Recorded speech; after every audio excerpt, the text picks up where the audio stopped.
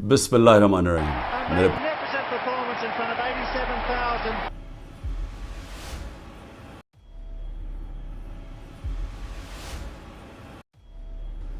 جو میں کر سکتا تھا میں نے کیا. اب میں چاہتا ہوں کہ آپ اپنی ذمہ داری لیں. ایک آواز جس نے پاکستان بدل دیا. ہر قوم کی تاریخ میں ایک ایسا لمحہ آتا ہے جب ایک شخص پوری قوم کی سوچ بدل دیتا ہے. پاکستان کی سیاست میں یہ لمحہ 2011 کا تھا، جب لاہور کے مینار پاکستان پر ایک آواز نے پوری روایتی سیاست کو ہلا کر رکھ دیا. وہ آواز تھی عمران خان کی.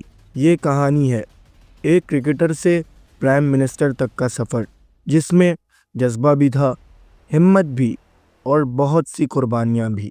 بچپن اور آغاز.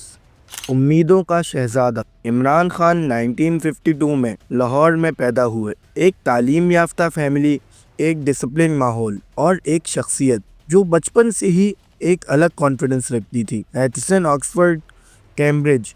ان کا سفر ایک انٹیلیجنٹ اسٹوڈنٹ سے فیوچر لیڈر تک جاری رہا، لیکن اس وقت کسی کو اندازہ بھی نہیں تھا کہ یہ لڑکا ایک دن پوری دنیا میں پاکستان کا نام روشن کرے گا. کرکٹ کا شہزادہ.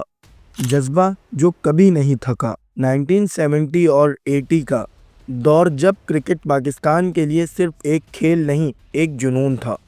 عمران خان نے ورلڈ کلاس فاسٹ بالر بن کر دنیا کو حیران کیا، لیکن ان کا اصلی امتحان 1992 میں آیا، جب ایک کمزور اور انڈر ڈاگ ٹیم کو ورلڈ کپ جتوانا تھا. کنسرن ٹائیگرز کا کانسیپٹ انہوں نے دیا، اور پھر وہ لمحہ آیا جب پاکستان پہلی بار دنیا کا چیمپئن بنا.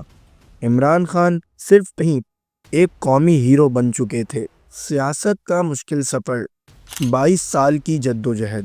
ورلڈ کپ جیتنے کے بعد ہر کوئی سوچ رہا تھا کہ خان صاحب اب آرام سے زندگی گزاریں گے، مگر انہوں نے سیاست کا پتھر اٹھا لیا.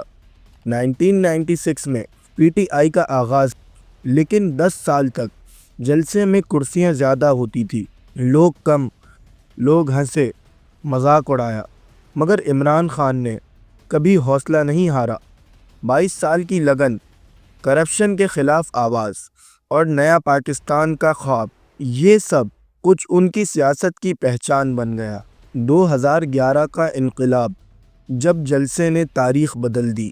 30 اکتوبر 2011 وہ رات تھی جب مینار پاکستان پر مندر ابل پڑا. لوگ، نوجوان، فیملیز اور تبدیلی کا جذبہ سب ایک ساتھ جمع ہو گئے.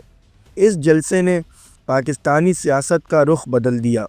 عمران خان اب فرنج لیڈر نہیں رہے، بلکہ ایک نیشنل فورس کے طور پر ابھر کر سامنے آئے.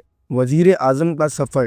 ایک نیا وعدہ. 2018 کے الیکشن پی ٹی آئی جیت چکی تھی. عمران خان پاکستان کے 22ویں پرائم منسٹر بنے. انہوں نے کرپشن کے خلاف زیرو ٹالرنس کا نعرہ لگایا، ویلفیئر اسٹیٹ کا ویژن دیا، اور انٹرنیشنل پالیٹکس میں پاکستان کو ایک نیا اسٹینس دیا. لیکن یہ کرسی آسان نہیں تھی.